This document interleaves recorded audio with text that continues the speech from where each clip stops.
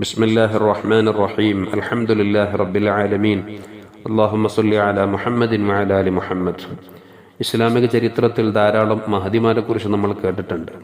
തുല്യതയില്ലാത്ത വ്യക്തി ജീവിതത്തിലൂടെയും ആത്മീയ ജീവിതത്തിലൂടെയും ലോകത്തിന് വ്യത്യസ്തമായ ആത്മീയ ചരിത്രങ്ങളെ അടയാളപ്പെടുത്തിയ മഹദിയാണ് റാബിയത്തുൽ അദവിയ്യ ബീവി. പ്രസവിക്കപ്പെട്ടത് തന്നെ വളരെ ദരിദ്ര കുടുംബത്തിലാണ്. ഒരു ദിവസം ഉമ്മു റാബിയ അബു റാബിയാനോട് പറഞ്ഞു, മകൾക്ക് വേണ്ടതുപോലെ മുലപ്പാൽ കൊടുക്കാൻ പറ്റണില്ല, പോഷകാഹാരക്കുറവ് കൊണ്ട്, നല്ല ഭക്ഷണം കിട്ടാത്തത് കൊണ്ട് പാല് വരുന്നില്ല എന്ന് പറഞ്ഞു. ആരോടെങ്കിലും പോയി ചോദിച്ച, അയൽവാസികളോടോ മറ്റോ ചോദിച്ച് എന്തെങ്കിലും കിട്ടോ നോക്കി നിങ്ങൾ. ഒരിക്കലും ആരുടെ മുന്നിലും കൈനീട്ടി പരിചയമില്ലാത്ത അബൂ റാബിയ ഭാര്യയുടെ നിർബന്ധവും വീട്ടിലെ സാഹചര്യവും മനസ്സിലാക്കി വെളിയിലേക്ക് ഇറങ്ങി വെറും കൈയോടെ തിരിച്ചു വന്നു. ആരിൽ നിന്നും ഒന്നും കിട്ടിയില്ല. സങ്കടത്തോടെ രണ്ടുപേരും വീട്ടിൽ നിന്ന് കരഞ്ഞുപോയി. ആ ക്ഷീണത്തിലും വിശപ്പിന്റെ കാഠിന്യം കൊണ്ടും അറിയാതെ അങ്ങ് ഉറങ്ങിപ്പോയി. ഉറക്കത്തിൽ മുത്തനബി സല്ലല്ലാഹു അലൈഹി വസല്ലം തങ്ങൾ അബൂ റാബിയക്ക് സ്വപ്നത്തിൽ വന്നു. എന്നിട്ട് പറഞ്ഞു, ലാ തഹസൻ, എന്തിനു പേടിക്കണം? നിങ്ങൾ ഈ കുട്ടിയുടെ കാര്യത്തിൽ പേടിക്കണ്ട കേട്ടോ.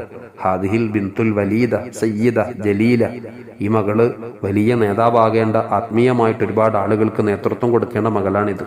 എൻ്റെ ഉമ്മത്തിൽ തന്നെ നിങ്ങളുടെ മകളുടെ കാരണത്തിലൂടെ ആയിരക്കണക്കിന് ആളുകൾക്ക് ഹിദായത്ത് കിട്ടും. നിങ്ങൾ ഈ കുട്ടിയുടെ കാര്യത്തിൽ ബേജാറാകണ്ട. നിങ്ങൾ ബസറയിലെ രാജാവായ ഈസബിന് ദാദാന്റെ അടുക്കൽ, അതല്ലെങ്കിൽ ഈസാ ദാദാൻ, രണ്ടുപേരിലും അറിയപ്പെടുന്ന അദ്ദേഹത്തിന്റെ അടുക്കലേക്ക് നിങ്ങൾ പോകണം. എന്നിട്ട് അദ്ദേഹത്തോട് പറയണം, ഇന്നൻ നബിയ സല്ലല്ലാഹു അലൈഹി വസല്ലം സറഹു ഫിൽ മനാം, എൻ്റെ സ്വപ്നത്തിൽ മുത്തനബി സല്ലല്ലാഹു അലൈഹി വസല്ലം തങ്ങൾ വന്നു എന്നും റസൂലുള്ളാഹി നിങ്ങളിലേക്ക് എന്നോട് വരാൻ പറഞ്ഞുവെന്നും, ഇന്നക്ക തുസല്ലി, നിശ്ചയം നിങ്ങൾ, ഈസബിന് ദാദാനോടുള്ള ഈത്തിൽ റസൂലുള്ളാഹി പറഞ്ഞതായിട്ട് എഴുതാൻ വേണ്ടി പറഞ്ഞ കാര്യമാണ്, നിങ്ങൾ എല്ലാ ദിവസവും എൻ്റെ പേരിൽ 100 സ്വലാത്ത് ചൊല്ലാറുണ്ട്. വഫീ ലൈലത്തുൽ ജുമുഅ, വെള്ളിയാഴ്ച രാവായി കഴിഞ്ഞാൽ 400 സ്വലാത്തും ചൊല്ലാറുണ്ട്. ലാകിന്നക ഫീ യൗമിൽ ജുമുഅത്തിൽ അഖീർ നസീതനി, കഴിഞ്ഞ ദിവസം വെള്ളിയാഴ്ച ദിവസത്തിൽ നിങ്ങൾ എന്നെ മറന്നുപോയിട്ടുണ്ട്. അതുകൊണ്ട് ഈ മറന്നുപോയ കാരണം കൂടെ നിങ്ങൾ മനസ്സിലാക്കണം. ഈ വന്ന വ്യക്തിക്ക് നിങ്ങൾ എന്ത് ചെയ്യണം? ഹലാലായ 400 ദിനാർ നിങ്ങൾ കൊടുക്കണം. എന്തിനു വേണ്ടിയിട്ട്? കഫാറത്തുൻ അൻ ഹാദിഹിൻ നിസ്യാൻ, ആ മറന്നുപോയ സ്വലാത്ത്, 400 സ്വലാത്ത് മറന്നുപോയല്ലോ, അതിന് കഫാറത്തായിട്ട് 400 ദിനാർ നിങ്ങളുടെ അടുക്കൽ ഈ എഴുത്തുമായിട്ട് വരുന്ന ആൾ കൊടുക്കണമെന്ന് മുത്തനബി സല്ലല്ലാഹു അലൈഹി വസല്ലം തങ്ങൾ സ്വപ്നത്തിലൂടെ അബൂ റാബിയക്ക് അറിയിച്ചു കൊടുത്തു. നേരം വെളുത്തു, ഉറങ്ങി എഴുന്നേറ്റു. റസൂലുള്ളാഹി സ്വപ്നത്തിൽ പറഞ്ഞ കാര്യങ്ങൾ അതേപടി എഴുതിയിട്ട് നേരെ ബസറയിലെ രാജാവായ ഈസാ ദാദാന്റെ അടുക്കിലേക്ക് ചെല്ലുന്നു. അദ്ദേഹത്തിന്റെ കയ്യിൽ ഈ എഴുത്തു കൊടുത്തു. അദ്ദേഹം ഇത് കണ്ടപ്പോൾ വല്ലാതെ പരിഭ്രമിക്കുകയും അതിനേക്കാളപ്പുറം സന്തോഷിക്കുകയും ചെയ്തു.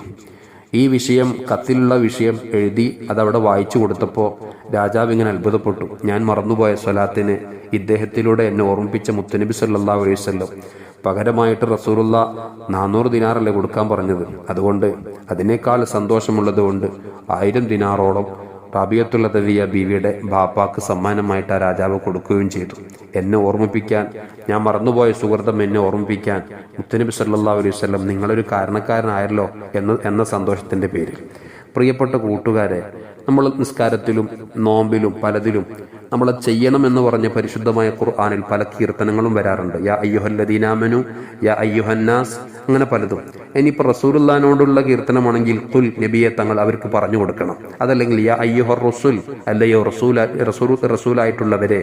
അതല്ലെങ്കിൽ യാ അയ്യുഹൽ മുസമ്മിൽ, റസൂലുള്ളാഹിന്റെ വിശേഷണം വെച്ച് പറയും. പക്ഷെ ഇങ്ങനെയൊന്നും പറയാതെ അല്ലാഹു തആല വളരെ പ്രാക്ടിക്കലായിട്ട് പറഞ്ഞത് എങ്ങനെയാണ്? ഇന്നല്ലാഹ വ മലായികത്തുഹു യുസല്ലൂന അലൻ നബി യാ അയ്യുഹല്ലദീന ആമനു സ്വല്ലു അലൈഹി വസല്ലിമു തസ്ലീമ. ഞാനും എൻ്റെ മലക്കുകളും ആരംഭ റസൂലുള്ളാഹിന്റെ മേൽ സ്വലാത്ത് ചൊല്ലുന്നുണ്ട്. അതുകൊണ്ട് വിശ്വാസികളെ, നിങ്ങളെല്ലാവരും ആ റസൂലുള്ളാഹിന്റെ മേൽ സ്വലാത്ത് ചൊല്ലണം കേട്ടോ എന്ന് പറഞ്ഞു. ഈ സ്വലാത്തിന്റെ മധുരം അനുഭവിച്ചവരാണ് റാബിയത്തുൽ അദവിയ്യ ബീവിയും അവിടുത്തെ കുടുംബമൊക്കെ. സ്വലാത്തിന്റെ മധുരം എന്ന് പറഞ്ഞാൽ ഏത് അമല് ചെയ്താലും ചൊല്ലിയാലും പറഞ്ഞാലും സ്വീകരിക്കാനും തള്ളാനും സാധ്യതയുണ്ട്. സ്വീകരിക്കുമെന്ന് ഉറപ്പുള്ള ഒരേ ഒരു അമല് ആരംഭ റസൂലുള്ളാഹിന്റെ പേരുള്ള സ്വലാത്താണ്. ആ സ്വലാത്ത് കൊണ്ട് ദുനിയാവും കിട്ടും, ആഖിറവും കിട്ടും. പ്രിയപ്പെട്ട കൂട്ടുകാരെ, സ്വലാത്തിന്റെ അഹലുകാരായിട്ട് നമ്മൾ മാറണം. സ്വലാത്ത് ചൊല്ലി മുത്തുനബി നമ്മളെ പരിചയപ്പെടുന്ന മക്കാമിലേക്ക് നമുക്കെത്തണം.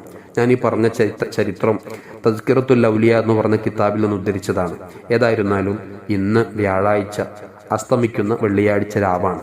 ഇത് സ്വലാത്ത് ഏറ്റവും സ്വീകരിക്കപ്പെടുന്ന ദിവസമാണ്. മുത്തുനബി തങ്ങൾ സ്വലാത്തു ചൊല്ലാൻ പ്രത്യേകം പരിഗണിച്ച് പറഞ്ഞു തന്ന ദിവസമാണ്. സ്വലാത്ത് കൊണ്ട് നമുക്ക് സമ്പന്നമാക്കണം. അല്ലാഹു തആല നമുക്ക് തൗഫീഖ് തരട്ടെ. അസ്സലാമു അലൈക്കും.